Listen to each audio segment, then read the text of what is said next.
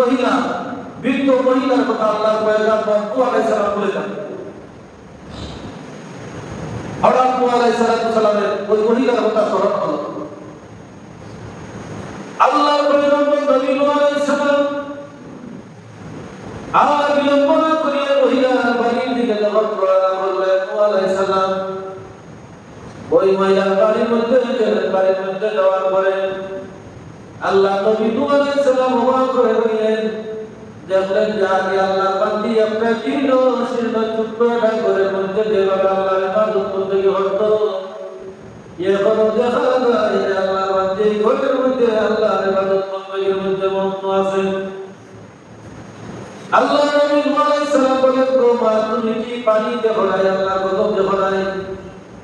মহিলা বলে, পানি কি আর আল্লাহর গজব কি গো নবী নূহ, আমি তো দেখি নাই, জানি নাই।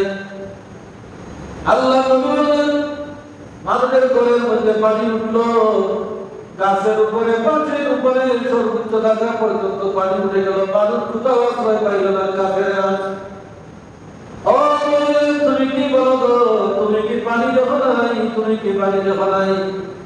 আল্লাহ নবী বলেন, না, আমি পানি দেখি নাই, আমি পানি দেখি নাই।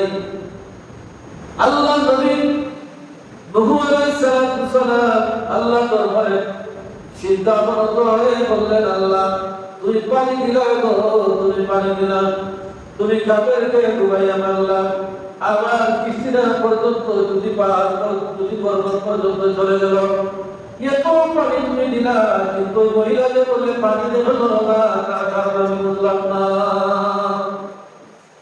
আল্লাহ নবী নূহ আলাইহিস সালামের এই কথা জবাবে বলেন, আল্লাহ রাব্বুল আলামিন বলেন, ফাযকুরুনি আযকুরুকুম, ও নবী মুসা রে, ও নবী নূহ রে, তুমি জানিয়ে দাও, আমাকে যে স্মরণ করে আমিও তাকে স্মরণ করি।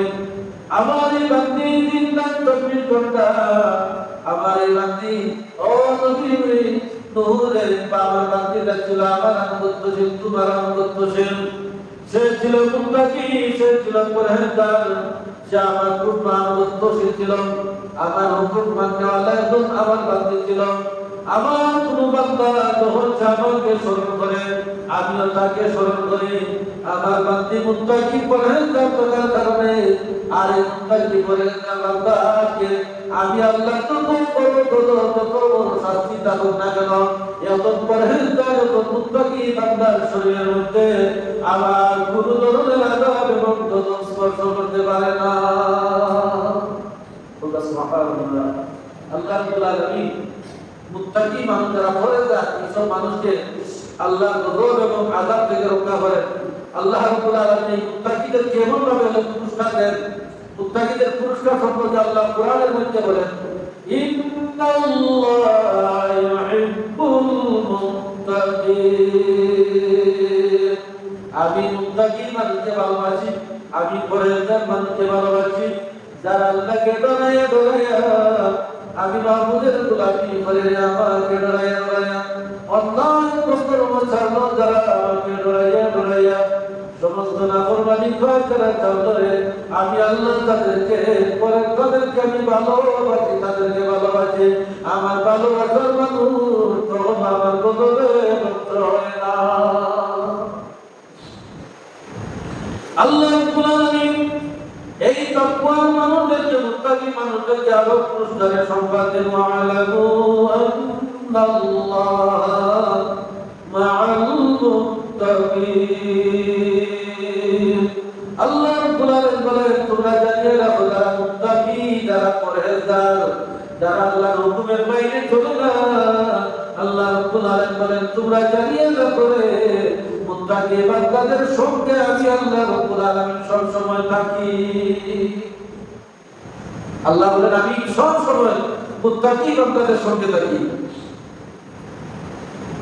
আল্লাহ রাব্বুল আলামিন এই মুত্তাকিদের পুরস্কার সম্পর্কে আলো বলেন, ইন্নাল্লাহা মা'আল্লাযীনা তাকাউ ওয়াল্লাযীনা হুম মুহসিনুন। আল্লাহ রাব্বুল আলামিন বলেন, আমি মুত্তাকিদের সঙ্গে থাকি, আমি সৎকর্মশীলদের সঙ্গে থাকি, যারা ভালো কাজ করে, সৎ কাজ করে, মন্দ কাজ থেকে বাঁচিয়ে থাকবেন। আমি আল্লাহ রাব্বুল আলামিন তাদের সঙ্গে থাকি, আমি তাদের সঙ্গে থাকি।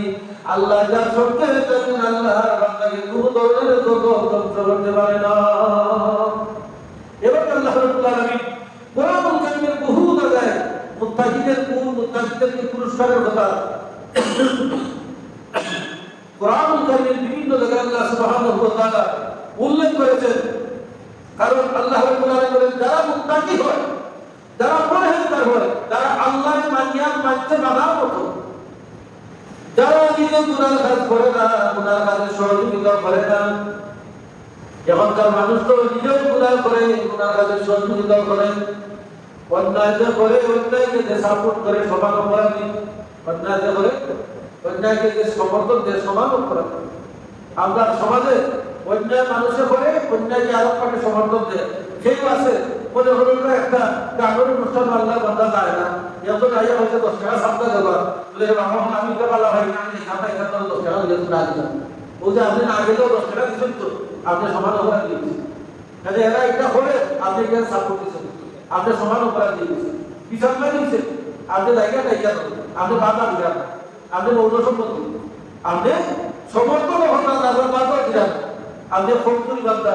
এইভাবে নানান ধরনের অপকর্ম, দোয়া বেহায়া করা, অন্যায় অপকর্ম যে সমস্ত জায়গার মধ্যে হয়, এগুলো মানুষ কাজ করে আরো করে মানছে নীরবে সাপোর্ট দিয়ে যায়, অপকর্মগুলা করে।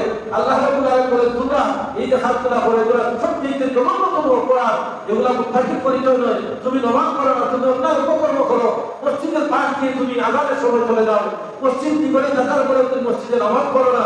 এর বান্দা তুমি কি মনে করো এই জগৎ চিরস্থায়ী? আমি যদি তোমাকে এই মুহূর্তে বন্ধ করে দেই, আমি যদি তোমাকে এই মুহূর্তে তোমার খাদ্য পানি বন্ধ করে দেই, আমি যদি তোমাকে এই মুহূর্তে গুনাহ করে দেই, আমি যদি তোমাকে অন্ধ করে দিই, আর কেউ দুনিয়া তোমাকে আর ঠিক করতে পারবে না। এজন্য আমি তোমাকে সুস্থ রেখেছি, নিয়ামতের শুকরিয়া আদায় করো, আমি আল্লাহর হুকুম মানো, হুকুম মানি আমি আল্লাহর সন্তুষ্টি কামনার উদ্দেশ্যে আমার গোলামি করো। তুমি যদি গোলামি করতে পারো বান্দা, তাহলে তোমার প্রত্যেকটা কাজকে আমি সফল করে দিব। এই কথাটা আল্লাহ কোরআনে বলেন, ওয়ামাই ইয়াত্তাকিল্লাহ ইয়াজআল লাহু মিন আমরিহি ইসরা। আল্লাহ রাব্বুল আলামিন বলেন যারা আল্লাহকে ভয় করে, আল্লাহকে ডরায়, আল্লাহ রাব্বুল আলামিনের হুকুম মানিয়ে চলে, এই সমস্ত মানুষের কাজগুলোকে আল্লাহ সহজ করে দেন, কঠিন থাকে না।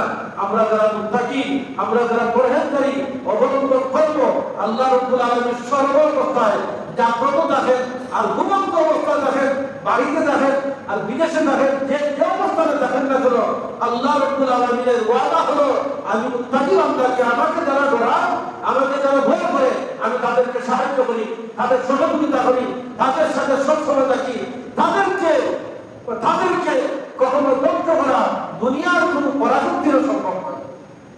এজন্য প্রিয় হাজির, আপনারা দেখেছেন যে ইসলামের প্রারম্ভিক যুগে যখন বদরের যুদ্ধ সংঘটিত হয়েছিল, এই বদরের যুদ্ধের সময় দেখা গেছে আল্লাহ রাসূলের মাত্র 313 জন সাহাবী আর 1000 কাফির ছিল। এই 313 জন সাহাবীর বিরুদ্ধে তাদের এই 313 জন সাহাবীর ঈমান ছিল মজবুত, তারা আল্লাহর হুকুম মানতেন, নবীর অনুসরণ তারা করতেন, তারা জিন্দেগিটা কোরআনের আলোয় আলোকিত করেছেন, নবীর তরিকায় জীবনটা করেছেন। যার দরুন এই 313 জন সাহাবীর মাধ্যমে আল্লাহ রাব্বুল আলামিন 1000-এর অধিক কাফিরের বিরুদ্ধে মুসলমানের পক্ষে বিজয় ছিনিয়ে আনা সম্ভব হয়েছে। হযরত হাজরিন, কারণ ওই জায়গার মধ্যে আল্লাহ সুবহানাহু ওয়া তাআলা মুসলমানদেরকে সাহায্য করেছিলেন, আসমানি সাহায্য। আল্লাহ বলেন আমি মুত্তাকি, আমি পরহেজগার বান্দাকে আমি সাহায্য করব, আসমানি সাহায্য দিব, জমিনি সাহায্য দিব। বান্দা তুমি আমাকে ডরাও, আমাকে ডরায় তুমি আমার হুকুমটা পালন করো। আল্লাহ রাব্বুল আলামিনের হুকুম যেন আমরা পালন করি। আমরা তো আল্লাহকে ভুলে গিয়েছি, আমরা মানি হয়ে গিয়েছি, টাকার মালিক হয়ে গেছি, আমরা জমির মালিক হয়ে গেছি, যে আল্লাহ ভুলে গেছি। ফজর নাই, যোহর নাই, আসর নাই, মাগরিব নাই, ইশা নাই, নিজেও নাই, নিজের বিভিন্ন কাজে নামাজ পড়াই না। এত অহংকার, এত তাকাব্বুর আমাদের উপরে ভিতরে ঢুকছে, আমরা আল্লাহ থেকে বহু দূরে চলে গেছি। আল্লাহর কাছ থেকে বহু দূরে চলে যাওয়ার কারণে আল্লাহ বলে বান্দা যাহারাল ফাসাদু ফিল বাররি ওয়াল বাহরি বিমা কাসাবাত আইদিন নাস। দলের স্থলে যত অপচয় ঘটে, দলের স্থলে যত আযাব এবং গজব হয়, তা সব তোমরা আকর খামাই, তোমরা যা করো আমি তোমরা তার প্রতি থাকবে। এই যে ভূমিকম্প, এটা আমরা গুনাহের জন্য আল্লাহ আমাদেরকে সতর্ক করেন। আসমানি ঘটনায় আমরা আল্লাহ এর 2-3 সেকেন্ড পর লারা যখন ভূমিকম্প শুরু হয় আমরা এই সারা এলাকার মানুষ ইল্লা মসজিদের পুকুরে আমরা দাঁড়িয়ে থাকতাম কিন্তু আল্লাহ যখন 2-3 সেকেন্ড এক লারা দেয় তখন এই লারা দেখা যায় যে আমরা মনোরথ হইপত আরম্ভ হয়ে যায় লোক আবার নিজের মায়া বিবেচনা ভালো দৌড়ই করতে পারে কি জানি করবে কেউ আল্লাহ রব্বুল পাই বারানের কোন ঈদ ছুটি হইতে পারে বারান উত্তর কথা বলে তো দেখি হইতো কারণ পূর্ব যুগের কিছু বদইবার যাদের ছিল মুসা আলাইহিস সালামের সম্প্রদায়কে আল্লাহ গজব দিয়েছেন আজ এবং সামুদ জাতি তারা যখন অপরাধ করতো অপরাধ করে যে জায়গা অপরাধ করতো কোন জায়গা তারা মাটির লোকে ঢুকে দিত যে অবস্থায় অপরাধ করতো অবস্থায় আল্লাহ তারা শাস্তি দেয় আর আমার তো নবীর উম্মত নবীর দোয়ার কারণে নবী বলেছেন আল্লাহ আমার উম্মতে তো এখন গুনাহ করব অন্ততকে তারে তওবাটা আমরা সুযোগ দেব আল্লাহ নবীর দোয়ার কারণে আমরা সুযোগ পাইছি দিন রাত দিন আমরা যে পরিমাণ অপরাধ করি আমরা এই পূর্ববর্তী জাতিদের মতো আমাদের অবস্থা হইল না হযরত হাজির আমরা মানুষ আমরা জীব আমরা আল্লাহর সৃষ্টি আল্লাহর মাখলুক এই দুনিয়া ছেড়ে চলে যেতে হবে এজন্য আমরা প্রত্যেক মানুষ যেন সতর্কতা অবলম্বন করি আমরা যেন আল্লাহর বিরুদ্ধের মাধ্যমে খোদার বিরুদ্ধের মাধ্যমে জীবনের প্রত্যেকটা মুহূর্ত যেন আমরা আল্লাহকে লড়াই আল্লাহর হুকুম নবীর তরিকা মতো যেন আমরা চলতে পারি আল্লাহ যেন আমাদেরকে তৌফিক দান করেন সবাই বলুন আল্লাহুম্মা আমিন ওয়া আখিরু দাওয়ানা আলহামদুলিল্লাহি রাব্বিল আলামিন সাল্লাল্লাহু আলা সাইয়্যিদিনা ওয়া মাওলানা মুহাম্মদ ওয়া আলা